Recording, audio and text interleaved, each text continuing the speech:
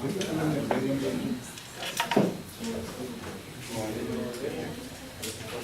me corresponde en el día de hoy la charla sobre investigación sociojurídica. Esa charla se da a partir de núcleos problemáticos, y desde esos núcleos problemáticos la pretensión para la sesión es tomar los referentes sociológicos para entrar en una discusión de lo que es en sí investigación sociojurídica. Tomo como primera medida un texto que es de la sociología jurídica, sus fundamentos sociológicos. Este texto fue elaborado en el año 2010 más o menos, y es un referente hoy en día para las universidades, las facultades de Derecho, para la enseñanza de la sociología jurídica. El doctorado mío en la Universidad de Externado, en el año 2008 me doctoré, y obviamente con todas las corrientes teóricas que se vieron en su momento, una vez entra uno como docente, empieza realmente a profundizar. Uno ve un abanico de conocimiento, y ese conocimiento es el que se afinca realmente en el ejercicio de la docencia, en la enseñanza, aprendizaje. Estos tres sociólogos clásicos, sociólogos contemporáneos a los que hago referencia, han recibido una crítica en el quehacer sociológico o sociojurídico en Colombia. Y la crítica es que actualmente todavía seguimos enseñando sociología jurídica a partir de autores y no de corrientes teóricas, o no tampoco de núcleos problemáticos o temas específicos, ¿no? Entonces, dentro de estos tres sociólogos clásicos, sociólogos contemporáneos, muchos se acercan a diferentes temas, y es común esos temas en ellos. Uno es el mismo de la crítica a la realidad social. El sociólogo bebe de la realidad social, se afinca en ese ejercicio empírico a partir de la observación, como lo vamos a ver, y a partir de ese ejercicio de crítica de esa realidad se ve lo que es el Estado, la monarquía en su momento, a partir de Montesquieu, la forma de gobierno, la administración, los roles institucionales, el ejercicio también de la función pública, la democracia. Se ven temas, por ejemplo, como el del conflicto social, que son comunes a Marx, a Weber, a Durkheim, de la inequidad. Las transformaciones que nos trae, entre comillas, la modernidad, nos lleva a una discusión también en temas de industria, ¿no? De lo que es en sí ese acercamiento a una relación de fábrica, de trabajo, a la religión, a la familia, a la propiedad, a la condición jurídica, de lo que son en sí las mujeres y lo que son en sí los hijos, entre otros temas. Entonces, cuando uno hace un abordaje desde la presociología, cuando todavía no existía sociología, ¿qué existía? Filosofía, ¿cierto? Entonces, la sociología se escinde de la filosofía, y ese hecho de extinguirse, de, o sea, el pensar y el ir, digamos, a un terreno práctico, a un terreno empírico, es lo que hoy en día nos catapulta o nos identifica como una disciplina o como una ciencia. El derecho siempre ha estado presente en la historia, y ese derecho pues es milenario, ¿no? Ustedes que son abogados pues saben más o menos dónde se aplica el derecho, y el derecho pues realmente ha estado inmerso en la sociedad. La sociología, por el contrario, aparece más o menos en el siglo XIX, 1800, y es una ciencia nueva.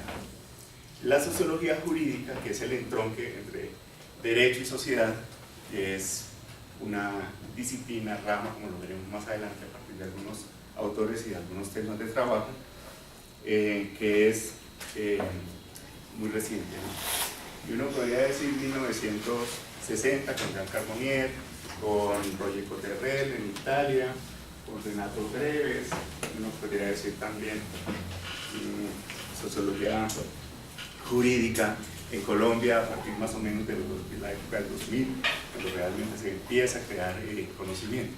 Sin embargo, uno encuentra algunos antecedentes. Entonces, en este sentido, pues la charla retoma estos ejes y trata de mezclarse paralelamente con lo que es investigación sociojurídica. Montesquieu pues, es uno de esos personajes en la historia que influye enormemente en nuestra administración de gobierno. O sea, esa división de poderes, ejecutivo, legislativo, judicial, pues es algo de lo que nosotros como nación, estados modernos, estamos permeados. Y ese componente se da a partir de ¿qué? Pues de una realidad. Francia, hay una crítica a los excesos de la monarquía, al exceso de la misma iglesia católica, al exceso de la aristocracia, y en la crítica que hace Montesquieu a esa realidad, él encuentra que John Locke, digamos, es uno de esos autores que lo influencia y establece para Francia, digamos, un modelo de un estado monárquico no absoluto.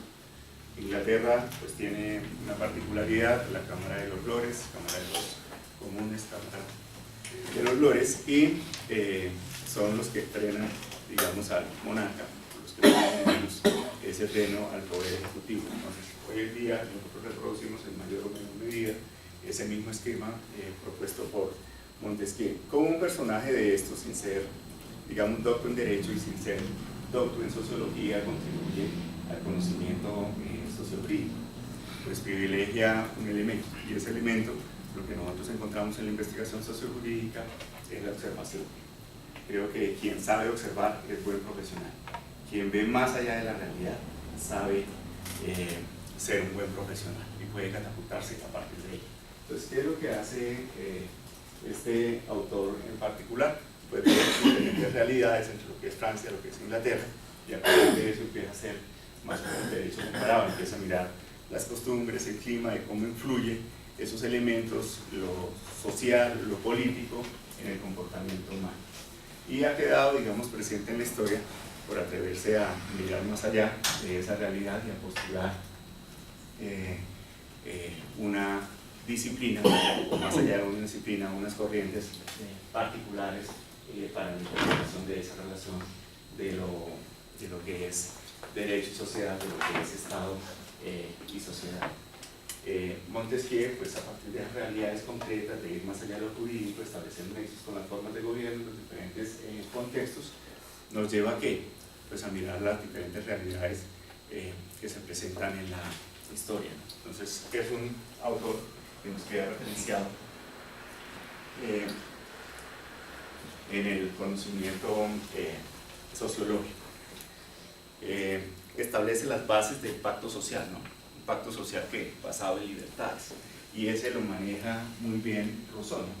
Rousseau para nosotros es trascendental en la enseñanza del derecho, o sea, no solamente por el contrato social, o sea, someter la voluntad individual a una voluntad general, es fundamental porque por el Tratado de la Educación. O sea, para Rousseau creo que uno de los elementos fundamentales para nosotros hoy en día también en ese ejercicio de lo que somos nosotros, en esa huella de lo que somos, de enseñanza-aprendizaje, es la educación. La educación es el único factor transformador de la sociedad. Y ese ejercicio no se consigue a partir de ¿qué? De la empiña, ¿no? Se consigue también a partir de ¿qué? De un ejercicio reflexivo, que parte de esa misma realidad social, y no necesariamente se supedita a ese mundo enciclopédico, aprenderse uno las cosas de memoria, ¿cierto? A ese mundo de lo teórico, sino estar inmerso, digamos, en una realidad social. Entonces, esos pactos de consentimiento, de asociación entre iguales, pues permite, digamos, a los seres humanos establecer unas relaciones entre iguales, y esas relaciones entre iguales, digamos, permiten que nos relacionemos en una sociedad en la cual se cuestiona un racionalismo, y ese racionalismo crítico que nosotros vemos a veces, pues por allá los que manejan Kant, ¿cierto? Los que manejan estos autores, Diderot, D'Alembert, Voltaire, no necesariamente la razón es la que nos lleva, digamos, a establecer acciones o a dejar impronta o a dejar huellas en la realidad social. También lo hace, como lo dice Rousseau, la pasión y el sentimiento. Creo que la pasión y el sentimiento también transforman la sociedad, y eso en enseñanza y aprendizaje lo vemos también un poquito con el tema de Marx cuando trabajamos el concepto de trabajo. El concepto de trabajo pues tiene dos significaciones desde ese alemán. Una es el trabajo cuando me toca desempeñarlo, porque ese es mi oficio, ¿cierto? Porque me tocó, es el trabajo como labor, y el trabajo como labor, como le digo, es un trabajo en el cual yo me dignifico y doy valor agregado. Entonces ahí hay dos diferencias que uno podría tomar en su ejercicio profesional. Rousseau, digamos, en cierta medida refuta esos postulados de Hobbes. Y esos postulados de Hobbes, cuando uno mira el derecho, pues uno se liga a ese ejercicio del tercer estado, ¿cierto? Y el tercer estado es que la sociedad, ¿no? El leviatán. Y esa sociedad es la que pone, ¿cierto? Y dirige también, le pone a su representante. Pues cuando uno se acerca al pensamiento de Hobbes, en ese mundo del contractualismo también, uno encuentra que el hombre, en su estado natural, en esta postura de Rousseau, es bueno, ¿no? Y lo que hace la sociedad es corromperlo, entre comillas, ¿no? Entonces uno se permea de acuerdo a su contexto social. Entonces no es que el hombre sea lobo para el hombre en la máxima de Hobbes, sino en la máxima de Rousseau. El hombre nace bueno, la sociedad lo corrompe. Permite reflexionar a partir de qué, pues de una realidad en la cual el hombre está expuesto a la sociedad y actúa de acuerdo a unos patrones, ¿cierto? Patrones de comportamiento, lo llevan a unas representaciones, a unos imaginarios, a unas ideologías. Por eso, de una forma u otra, se relaciona en la sociedad. Cuando nosotros empezamos a ver estos teóricos de la presociología, encontramos obviamente algunos elementos que nos llevan a hacer ejercicio comparado. Entonces, dentro del ejercicio comparado, Tocqueville, por ejemplo, mira lo que significa la libertad, la igualdad, tanto en Francia, la democracia también es otro concepto que se desarrolla, como en Estados Unidos. Estados Unidos como esa nueva forma, digamos, de democracia, de igualdad y de libertad. No se es igual porque tengamos bienes, ¿cierto? Esa no es una necesidad, sino porque tengamos derechos. Y es donde empieza también esa discusión. Pues cuando uno mira estos autores, algunos de ellos no son colocados dentro del desarrollo de la sociología en Francia. O sea, pues, por ejemplo, para Durkheim, que es uno de esos grandes autores, el padre realmente de la sociología, que le da, digamos, el afrontamiento científico, no lo toma en cuenta. Primero porque pues, no está en Francia, y segundo porque pues, los desarrollos teóricos que se hacen pues, parten de una sociedad, entre comillas, ajena a Francia. Cuando uno empieza a revisar el entronque entre derecho y sociedad, se encuentra que la sociedad, como un todo, integra diferentes perspectivas, diferentes disciplinas. Entonces, los fenómenos, esto lo va a definir más tarde tanto Max Weber, y lo retoma los italianos, Cotterrell, Treves, y lo maneja muy bien también Vincenzo Ferrari. Los fenómenos sociales son fenómenos jurídicos, por tanto el derecho está inmerso dentro de la sociedad. Y cuando uno encuentra en Comte las ciencias que integran la disciplina moderna, uno encuentra aquí el positivismo en un triángulo, y en ese positivismo encuentra diferentes disciplinas. Entonces, la sociología va a ser esa nueva ciencia que permite entender la realidad social, la acción social, la interacción social. Vamos a ver más adelante también de cómo ustedes en Derecho aprendieron sociología. ¿Quiénes enseñaban también sociología? Ese es un texto también que se está trabajando con el doctor Silva para un libro, pone más o menos de 8 capítulos, y estamos todavía en esa discusión. Entonces, esta nueva disciplina es la que va a dar lugar a entender los fenómenos sociales. ¿Por qué ocurren esos fenómenos sociales? Y uno metodológicamente aquí podría empezar a encontrar una relación entre causalidad y efecto, que también trabajaremos más adelante. ¿Qué encuentra uno en Comte? Pues el reconocimiento también a la propiedad intelectual. Él es heredero del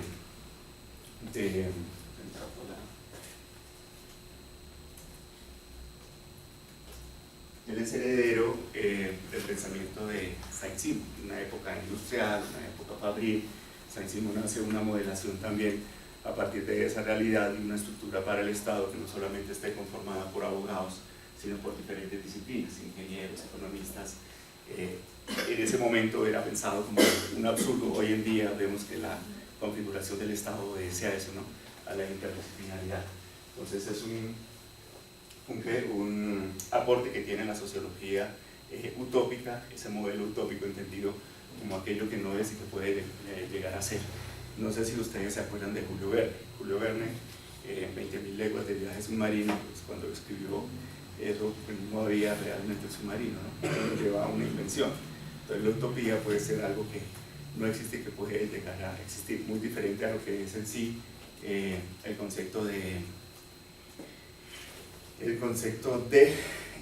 fantasía, ¿no? Entonces Isabel Tirado en el País de las Maravillas, pues, o una Alicia por allá, País de las Maravillas, es una realidad que no existe. Es muy difícil llegar a que pueda ser, ¿cierto? Entonces uno ve también en la realidad dibujos animados, por ejemplo, de los creadores de los Simpsons, Futurama, ¿no? Las navecitas que estaban volando, los prototipos que tenemos hoy en día ya de autos. Entonces las invenciones parten también ¿de qué? De construir, y esos constructos nos llevan a encaminar, digamos, un ejercicio de invención y de transformación de esa realidad. El orden del progreso como proyección del futuro. Nosotros encontramos, si ustedes manejan o han leído a, no sé, profesor colombiano Diego López Medina, lo de Leye Pereña, que lo encuentra también uno en Virgilio Latorre, en un texto de metodología, de bases metodológicas, de cómo construir a partir de qué, del presente, ¿no? De un derecho anclado a un presente, pero que tiene que ser también prospectivo, pensado en futuro. Y estos elementos uno podría identificarlos en esas obras de filosofía positiva y en las obras que tiene Comte, que son más o menos 6 tomos. Cuando uno empieza a mirar el tema de propiedad intelectual, encuentra que Comte había acuñado un concepto que era el de física social. Y la física social nos lleva a ¿qué? Pues a ver la acción y la reacción en la sociedad, ¿no? Y esa dinámica pues obedece a ¿qué?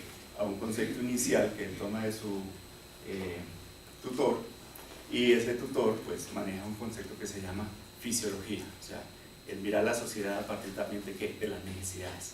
Cuando uno ve la obra de Comte en el reconocimiento de propiedad intelectual, encuentra que Quetelet, es un matemático belga, había acuñado el término de física social, y por esa razón él tuvo que inventar un nombre que es el de la sociología, socio-partner, ¿cierto? Relación del partner con el otro, y ese es el término que hoy tenemos aplicado. Entonces el creador del concepto de sociología. Entonces, por tanto, la sociología, si bien se ocupa también de aspectos cualitativos, integra hoy en día aspectos cuantitativos. A partir del quantum yo puedo hacer análisis cualitativo, o a partir de lo cualitativo yo puedo hacer datos estadísticos también. Y esa es una ventaja que tenemos hoy en día en la sociología. Hay un autor que para nosotros casi no es tan conocido y no es tan desarrollado, que se da a partir de, digamos, esa producción en Inglaterra, que es Spencer. Para Spencer lo más importante son los principios. Su obra cumbre, Principios de Sociología, duró más o menos como 30 años escribiendo. Entonces todavía nos faltan unos añitos para terminar nuestra obra cumbre de Sociología Jurídica. Y en esa obra cumbre, pues los principios, pues ustedes lo manejan muy bien en derecho, los principios se ligan también con los valores, que es la discusión que uno encuentra también en esos autores sociológicos. Entonces los principios son algo inherente al individuo, ¿cierto? Y eso que es inherente al individuo no se puede negociar, es la esencia, o sea, lo que lo hace como tal. Y los valores, pues los valores corresponden a una sociedad, y esa sociedad muchísimas veces los valores son distintos, ¿no? Entonces ahí hay un ligue de los principios con la ética y de los valores con la moral. Entonces los abogados manejan muy bien lo que es ética moral o moral ética, ética de la moral y estos elementos que uno podría encontrar exclusivamente en este autor. Cuando empezamos a mirar lo que es en sí el desarrollo como ciencia de la sociología, encontramos a Durkheim. Durkheim para mí es supremamente interesante, creo que es el punto de partida para mí como sociólogo, porque en él descubrí realmente la esencia de lo que soy. Y la esencia de lo que soy parte, digamos, de un ejercicio reflexivo, de poder mirar la realidad y cuestionar la realidad. Entonces ustedes se encuentran que en la academia tenemos dos modelos, ¿no? Uno es ese academicismo que reproducimos como loritos, el conocimiento, lo que dijo tal y tal y tal, pero lo reflexionamos a partir de esta realidad. Entonces, ¿cuál es el peso de Durkheim y también, digamos, que nos toman de otros precursores? Que la praxis, la teoría y el método son un componente fundamental para la construcción de conocimiento científico. Y esa interacción es lo que permite, digamos, construir conocimiento. Cuando yo empiezo a leer a Durkheim, encuentro, por ejemplo, en su obra El suicidio, un tratado de derecho penal, o de política, bueno, no tanto de política criminal, sino de criminología. Y eso me parece maravilloso también para un sociólogo que está abordando una disciplina que no le corresponde, ¿no? Entonces uno encuentra elementos de derecho en Durkheim, sin necesidad de que él fuera, como les digo, doctor en derecho, sino un lego, un aprendiz del derecho. Y este ejercicio reflexivo pues lleva a mirar que hoy en día nosotros en derecho estamos olvidando que el derecho debe ser restitutivo, ¿no? Porque es una de las máximas que él coloca, y no debe ser coercitivo. Entonces uno se encuentra también por allá postulados del derecho a venganía en los delitos y las penas, que el derecho debe conllevar a un fin y no necesariamente a la coerción, ¿no? Cuando uno mira el suicidio es uno de esos casos empíricos que él empieza a investigar, y para la época de 1850, 1870 en Francia, que encuentra uno en este tipo de investigación, que él privilegia la observación como un hecho social, como un fenómeno social, que transcurre en una realidad particular, afecta tanto a una sociedad. Entonces, como un acto individual afecta a un colectivo. Y empieza a mirarlo a partir de ¿qué? De los anuarios. Y esos anuarios empieza a encontrar ¿qué? Procedencias, ¿cierto? Empieza a encontrar ¿qué? Edades, estado civil, sexo, y él empieza a hacer relaciones. Entonces encuentra que se suicidan, por ejemplo, más los protestantes que los católicos. Que los católicos se suicidan más que los judíos, ¿no? Y eso obedece a algunas razones, digamos, de cohesión, que es un concepto que desarrolla él, o de integración a la sociedad. Y una de sus hipótesis, a partir de esa realidad, es que a mayor grado de integración de un individuo a la sociedad, menor probabilidad de suicidio. Entonces, es algo, digamos, que puede partir sí de la realidad, pero es una premisa que le permite construir conocimiento a partir de un problema. Y eso me hace pensar también, extrapolando un poco el conocimiento, que nosotros en las ciencias sociales o en las disciplinas en que estamos hemos olvidado preguntarnos y cuestionarnos. Entonces muchísimos de nuestros trabajos a veces que hacemos académicos no tienen pregunta o no tienen hipótesis, simplemente lo que hacemos es una articulación de teorías, de corrientes, de realidades, sin un mayor entronque que le permita a uno surgir de ahí. Y lo que yo encuentro, por ejemplo, en los griegos, retomándolo, es la mayéutica. Entonces, la mayéutica, el arte de preguntarnos, es un principio que se esconde también en estos mismos autores. Entonces, ese arte de preguntarnos nos ayuda también a cuestionarnos, ¿no? Y es un ejercicio que hacemos nosotros constantemente en la investigación, no tanto en la investigación jurídica, sino en la investigación sociojurídica. Entonces, que vamos a ver cuál es la diferencia un poquito más adelante. Cuando uno empieza a revisar la obra Las reglas del método sociológico, que es una de las obras que hoy en día las ciencias sociales nos aporta muchísimo. Yo les decía, la observación es uno de sus primeros elementos, pero cómo se integra también ese mundo del cuánto, ¿no? Lo cuantitativo a partir de la encuesta, y cómo se integra también el sondeo. Para Durkheim el sondeo es válido si se hace mediante un ejercicio de rigurosidad. Para poder construir conocimiento se necesita esto, conocimiento científico, y no se necesita rigidez. A veces nos confundimos en eso. Entonces acá parte uno de su sapiencia, de su sabiduría. Yo encuentro muchos profesores en derecho que son sapientes en una disciplina, por ejemplo en derecho laboral. Se saben todos los convenios, los tratados, el código sustantivo del trabajo, o sea, manejan un conocimiento profundo a partir de su misma enseñanza. Y cuando van a la realidad social, pues no tienen a veces ese entronque o esa relación o esa facilidad para poder trabajar un mundo empírico, ¿no? Desde esa realidad. Nosotros a veces los que somos demasiado empíricos tampoco privilegiamos ese mundo de lo académico, y ahí hay una ambivalencia también en la construcción del conocimiento. Y lo que ha hecho la sociología, y la sociología jurídica en particular, pues es beber de esa sociología generada a partir de la observación, pero también de la integración, como vamos a ver más adelante, de los diferentes métodos. Entonces lo que encuentra uno en sociología jurídica es un mix que hemos heredado no solamente de la antropología con la etnografía, la metodología, sino con el análisis también de discurso, análisis de contenido, en cantidad de técnicas que nosotros manejamos.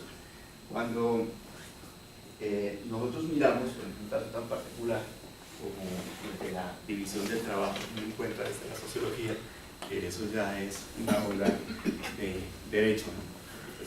Es el debate que tenemos hoy en día y las falencias que tenemos hoy en día también en mirar esa relación trabajo, ¿cierto? Sociedad y Estado, y cuáles son los mecanismos de protección que el Estado nos da. Por acá en la diapositiva que colocaba que la investigación o el tema de los hechos sociales, para verlos como cosas, hay que estudiarlos empíricamente, contrastarlos. Esta cosa me falta.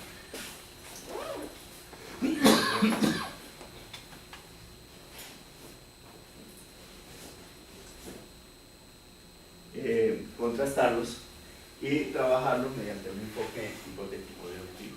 A partir de la deducción, hay otro elemento también que es lo inductivo. Yo puedo establecer nexos y mirar precisamente esto que trabajamos nosotros de causa y efecto en las ciencias sociales. Un problema particular que nosotros tenemos en nuestra forma de administración de gobierno o de administración de justicia es la corrupción, ¿no? Uno podría decir la meritocracia, y empieza una hacer lluvia de ideas cuál es el problema principal en la administración de justicia del Estado colombiano, y subirán en cantidad de cosas. Entonces, a partir de ese problema principal, supongamos que hemos cogido la corrupción, pues uno encuentra que hay unas causas o hay unos orígenes que conllevan a que exista corrupción, ¿no? Entonces puede ser violencia, ¿cierto? Puede ser no meritocracia, ¿qué otros elementos encontraría uno? No acceso, por ejemplo, a la educación. Entonces eso conlleva a que hayan otros efectos mucho más perversos, ¿no? Una mayor violencia, menor acceso a justicia, a educación, a salud, y cantidad de cosas. Si no se ataca la corrupción como problema, pues ¿qué va a pasar? Pues vamos a terminar más o menos en un caos, y volvemos a retomar el Leviatán con el problema actual que tenemos en nuestro derecho, en nuestros estados de derecho, que es el del orden, ¿no? Entonces, el orden es un elemento fundamental que nosotros debemos priorizar.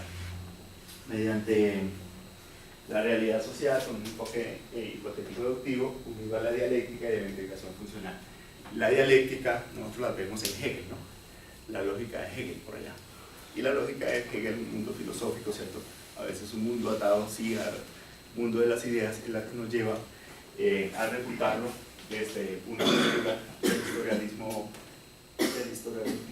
del materialismo histórico.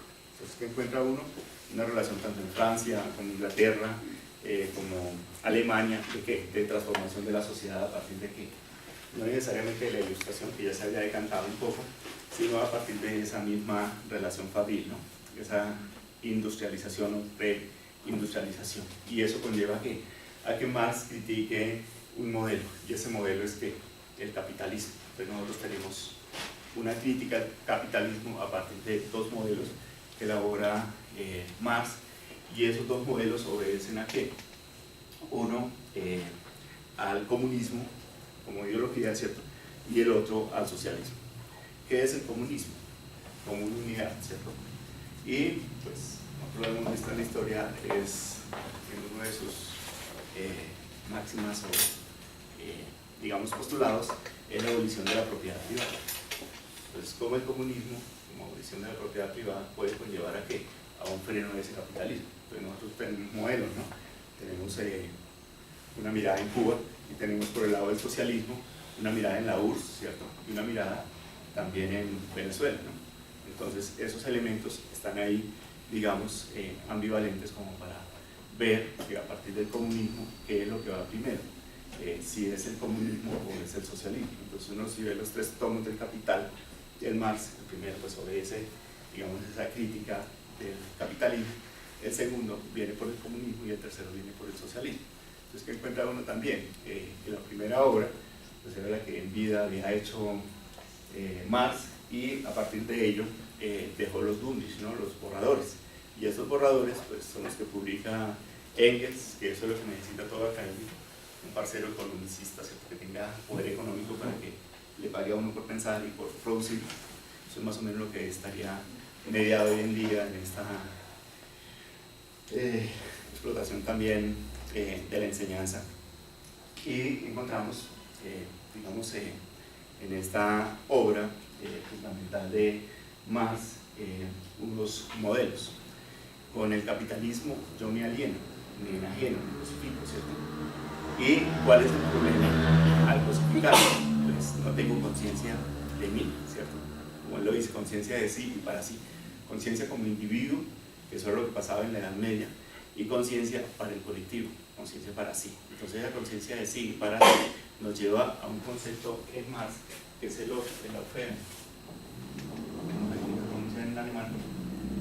Y el Offen es como la traducción de la ja, costeño, significa ja, pues ajá. Entonces el Offen, lo que han dicho los traductores, significa más o menos como el vivir superándose a sí mismo. Y ese vivir superándose a sí mismo nos lleva ¿a qué? A una elíptica. Y esa elíptica hoy en día se trabaja, por ejemplo, por los filósofos de la Nacional a partir de los postulados de Marx en matemática fractal. Entonces, cómo el potencial humano, que es un concepto que se maneja acá, permite salir de la alienación. Entonces, a partir de nuestras capacidades, nuestras virtudes, ¿no? Entonces uno podría decir, hay un concepto moderno que se está tomando, que tú lo manejas muy bien, a partir de Boaventura de Sousa Santos, que viene a ser la emancipación, ¿no? Pues cómo aprovechar ese capital humano, ese capital social, ese capital intelectual para poder transformar la sociedad. Cuando tenemos unas corrientes que nos cuestionan y como modelos nos imponen cosas. Entonces nosotros hemos escuchado la teoría norte-sur, ¿no? Los del sur tenemos dependencia de los del norte, dependencia tecnológica, ¿cierto? Y cuando nosotros miramos estos tratados de libre comercio, ¿con qué negociamos? Manos de obra barata, ¿cierto? Recursos naturales. Entonces, ¿y qué negocian ellos? Tecnología supuestamente obsoleta, patentes en cantidad de elementos. Esa misma codependencia la tenemos con un modelo eurocentrista, ¿no? Y ese modelo eurocentrista nos hace ver todavía como colonos.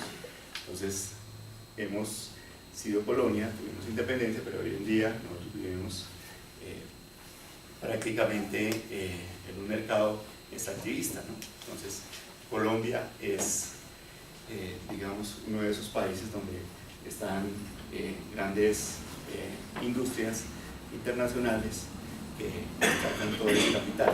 Vemos bancos de España, por ejemplo, aseguradoras, cantidad de organizaciones que lo que están haciendo es extraer ese capital y cada vez nosotros estamos perdiendo lo poco que tenemos. Entonces, ¿qué encuentra uno en Marx? Pues un estudio del mundo material, no en una única vía, sino en doble vía.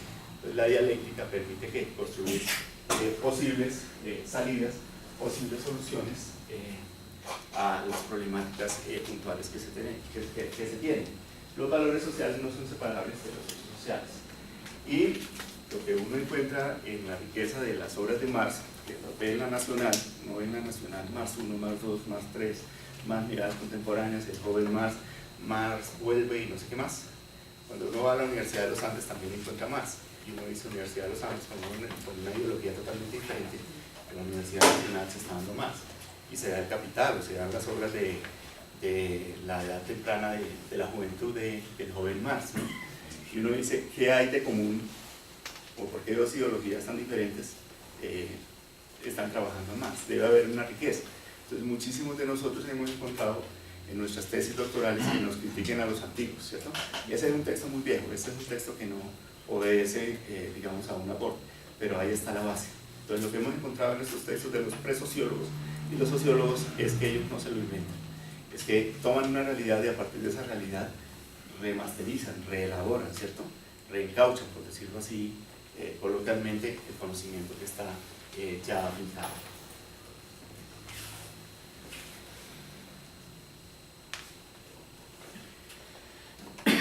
Hay un texto grandote que se llama Economía y Sociedad.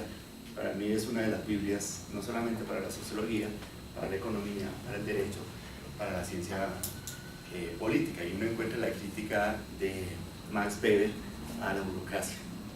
Entonces es un texto muy bonito, digamos, que nos sirve también como para mirar ese ejercicio del Estado.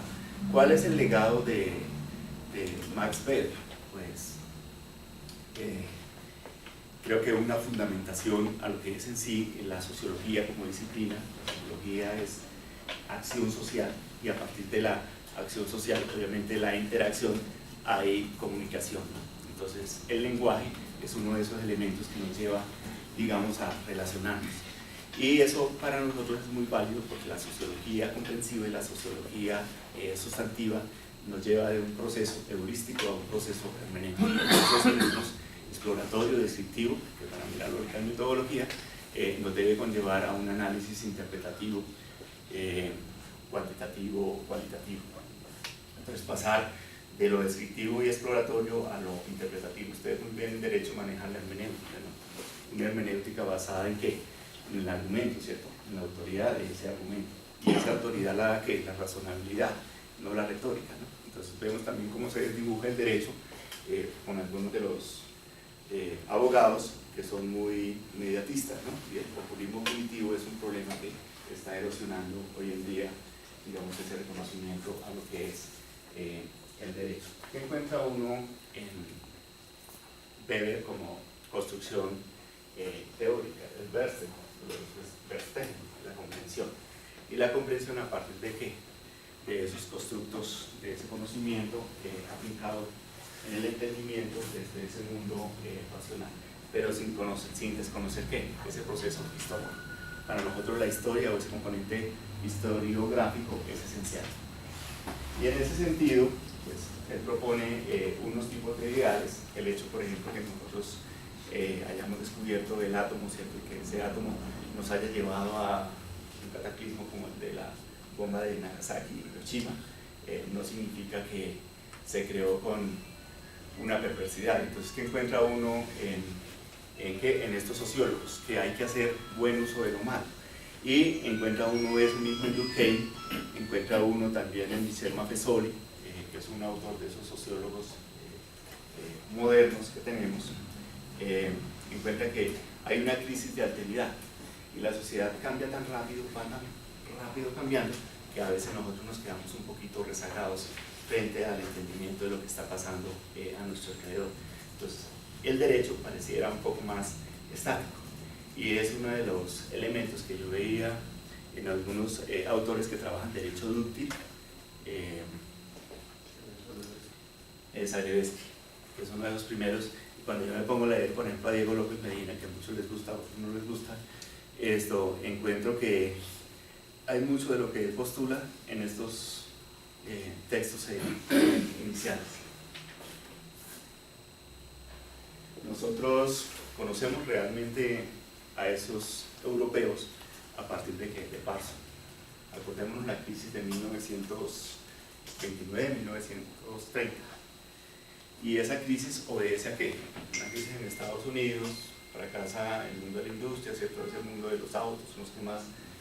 Y encuentra uno también un plan Marshall, en el cual este autor Parsons pues hace parte, y ese plan Marshall pues conlleva a frenar un poco ese comunismo que se extiende en Europa, tras una excusa, digamos, de esa intervenir de esa Segunda Guerra Mundial. Este texto que está acá de la estructura de la acción social es uno de esos textos también sagrados para nosotros los sociólogos, que nos da a entender las diferentes interacciones entre lo que es Estado y sociedad. La acción social es un concepto que lo toma de Weber, entonces se toma 3 o 4 autores, Weber, Marx, los trae, los mezcla con Marshall y con Pareto. Pareto es un sociólogo que es premio Nobel de Economía, y un sociólogo puede ser premio Nobel de Economía. Entonces, pues a partir de un postulado se hace un ejercicio matemático, entonces si mi beneficio mejora y no desmejora el beneficio de los demás, hay un equilibrio, ¿no? Y uno encuentra entonces teóricos de la economía, de los premios Nobel, empezando por Zitowski, Caldor Higgs, llegando incluso a este que escribió en las paredes de la película de Nash. Esto uno encuentra, digamos, unos modelos económicos que son los que privilegian estos postulados sociales. Entonces nosotros empezamos a ver, digamos, cómo se traspasa ese conocimiento europeo a América. Pues se toma que la sociología comprensiva, se toma la acción social como modalidad de acción, y encuentra uno unos elementos que retoma Parsons mediante un sistema, mediante la estructura del sistema. Entonces los sistemas tienen que ver con el juego de diferentes componentes. Entonces uno se mira su componente anatómico, el sistema respiratorio, si se afecta el sistema circulatorio, el sistema neuronal. Entonces ese sistema ágil que propone la sociedad es uno de esos elementos que nos aportan hoy en día al mundo de la sociología, y también cuando empezamos a mirar el derecho como construcción sistémica. Estos dos autores que coloco acá, que son de los sociólogos contemporáneos, Merton, Schutz, aparece después también Parsons, que es el que lo trabajé, y encuentra uno que son los que catapultan estos dos primeros pensamientos de Parsons, ¿no? Toda la estructural funcionalismo es uno de esos elementos que nosotros tomamos en las ciencias sociales, y este tema de lo disfuncional, no necesariamente las acciones humanas nos llevan a que se establezcan funciones en equilibrio, ¿cierto? Sino que también la sociedad presente esos desequilibrios. Entonces, ¿qué es lo que hace uno? Pues en la sociedad control y ejercer, digamos, acciones para que se establezca otra vez el equilibrio, la necesidad de una contratación o verificación empírica para el análisis funcional y estructural de la sociedad, de sus instituciones, de sus organizaciones, de sus grupos. Vuelve y juega acá un elemento esencial, que es el tema del orden.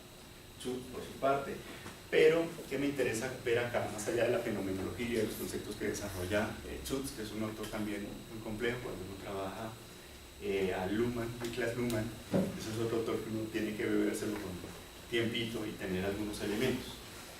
En la sociedad siempre ha quedado la mujer invisible, y ese es un problema que tenemos de herencia patriarcal. Entonces, en estas indagaciones he encontrado algunas mujeres que contribuyen enormemente a la sociología y son tan valiosas que no las tenemos incluso aún traducidas. Entonces, Martina Hino es una de esas mujeres que acuña un concepto que es el de la economía política en Inglaterra, que es esa nueva disciplina que va a entender o va a dar a entender lo que es esa relación del Estado con el mundo digamos industrial, ¿no? Con el mundo de la economía. Ella tiene relaciones con Comte, y descubre que ese concepto mejor acuñado va a ser sociología, por el cual el de la economía política se va a ligar al Estado, y el de la sociología a esa interacción de la sociedad como entendimiento de individuo y como entendimiento también sumatoria de colectivo. Hillman, que es otra de esas autoras estallada norteamericana, trabaja también cuáles son esos pasivos que hay en la norma, o no tanto en la norma, sino en la relación del Estado o la protección del Estado a las mujeres, a los grupos sociales. Entonces, frente al tema, por ejemplo, industrial, entonces se encuentra ella que no hay un equilibrio, ¿no? Las mujeres trabajan más, ganan menos, su trabajo, housework, no es reconocido, ¿no? Y esto permite, digamos, un debate a partir de ella, que es la creadora de la, yo me acuerdo si es American Sociological Association o de la International Sociological Association, que está, digamos, involucrada, porque la escuela de Chicago también era una escuela de hombres que excluía las mujeres. Entonces el movimiento de Chicago permite afincarse en unos saldos o más allá en unas reivindicaciones que tienen que ver con la educación, el trabajo, las relaciones familiares, la deconstrucción cultural. Hillman trabajaba la relación sexo, entendido como una condición biológica y entendido como una construcción sociocultural. John Money, que es uno de sus autores por ahí en los 50, es el que acuña el concepto de género, ¿no? Entonces el género ya pasa a ser una categoría social, ¿no? Un constructo social. Entonces, de cómo como individuos asumimos diferentes, digamos, prácticas, comportamientos, nos está mediando no necesariamente el sexo, sino el constructo social, ¿no? Usted es hombre, usted es mujer, o sea, es una cuestión biológica. Y uno ve la cédula, en la cédula dice sexo, y dice M y F. M y F es masculino y femenino, es un constructo de género. Entonces el sexo está mal definido ahí, ¿no? Porque uno encuentra también ahí, en esta relación, la diversidad y todos esos constructos sociales modernos que se han ido construyendo, y que las mujeres, por ejemplo, feministas, son las que han dado lugar a la visibilización, por ejemplo, de los movimientos LGBTI, ¿no? Entonces en Colombia el feminismo no necesariamente radical y ultracalcitante, sino un feminismo, digamos, que se ancla en ¿qué? En reivindicaciones y en derechos. Jane Addams, digamos, es una de esas primeras mujeres que empieza a mirar las huelgas, el desempleo. Las mujeres de Chicago contribuyen también en el tema del sufragio. Nosotros en Colombia, el sufragio en 1957, y uno encuentra en un documento de Vélez Santander, en 1860, una iniciativa del sufragio de la mujer, pues que hacen por allá recorridos históricos, a veces se encuentran cosas. Y uno encuentra también en Estados Unidos, cuando por ejemplo, el tema de la esclavitud, ¿no? Que se se abolió mucho más tarde que en Colombia, ¿no? Entonces uno ve desde la misma Bolívar, o antes de Bolívar, el debate sobre la esclavitud en Colombia, y cuando realmente es que nosotros lo tenemos, pues unos años antes de lo que es Estados Unidos, cuando digamos sanciona que no se puede tener esclavitud. Marianne Weber es la esposa de Max Weber y es la primera doctora en Derecho. Entonces uno va a la Universidad de Berlín y encuentra el afiche, o sea, el certificado de Marianne Weber como una de esas primeras mujeres doctas en Derecho. Acordémonos, acá los doctores y los abogados eran doctores, ¿no? Les daba el título de doctor en Derecho en el 70 o alguna cosa de esas. Entonces esta es una de las primeras mujeres que se ha ido metiendo en los temas de derecho de familia, de derecho laboral, de derecho civil, de bienes, de bla, bla, sin, digamos, la visibilización que ella hubiera podido tener para su momento, porque lo apacó en cierto sentido Max Weber. Yo empecé con una inglesa en las mujeres, y con otra inglesa, Potterware, digamos que lo que mira a partir de esa relación de la industria, esa relación industrial trae miseria, trae pobreza, y empieza a mirar núcleos problemáticos de por qué se produce como fenómeno social una pobreza que cada vez es más estructural. Estructural es que no se puede salir a veces de ahí, ¿no? Entonces, nosotros vemos estratos socioeconómicos en Colombia, 1, 2, yo podría decir, estratos 0 no hay, pero sí los hay. Cuando uno empieza a mirar el estado de esos indicadores que nos tienen de medición, que NBI, necesidad básica de satisfechas, que LP, que LI, porque el uno es un salario mínimo para una familia, el otro es medio salario mínimo y el otro es un cuarto de salario mínimo, ¿no? Pero ¿quién vive con un cuarto de salario mínimo? Es una línea de exigencia, ¿no? Y hay un cuestionamiento también porque el Estado, digamos, no prevé ese crecimiento económico y esa reinversión, ese bienestar que se debe dar desde una política económica inclusiva. Todos estos autores lo que han hecho es recorrer la realidad. Es muy diferente que a uno le cuenten el cuento que uno contarlo, ¿no? Entonces, porque uno lleva ¿qué? Sesgos, ¿no? Y en metodología, cuando nosotros tomamos la metodología, nosotros hacer trabajo de campo para los sociólogos es muy importante, ¿no? Porque estamos inmersos en la sociedad, en la realidad social. Entonces nosotros llegamos a ver que en Colombia todo esto que vimos desde la sociología y desde el tronco con la sociología jurídica no estábamos tan desactualizados en ese momento. Si vemos que más o menos 1800, mediados de 1800, la sociología empieza, digamos, a fincarse realmente como disciplina. En 1892,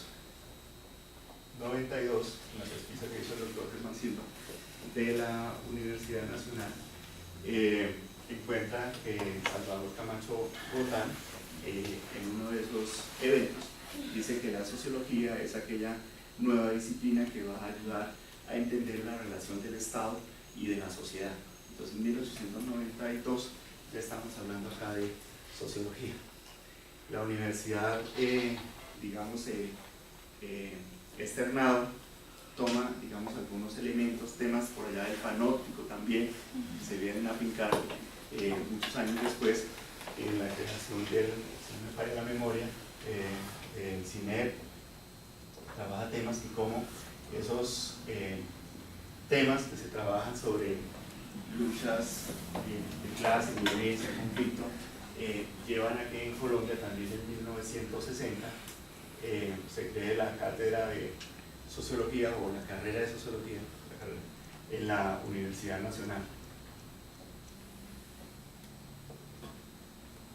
Y donde está Falcorda y otros autores. Entonces, encuentra uno herencia de Falcorda, la IAP, que esto nos sirve para la investigación sociojurídica, la investigación de la acción participativa. La gente que tiene el problema, por lo general, tiene la solución, simplemente no lo ha descubierto. Y cuando tiene, digamos, una interacción de un experto, de un doctor en una disciplina, lo que hace ese doctor es entrar a qué? Pues a mirar cuál es el mundo para poder construir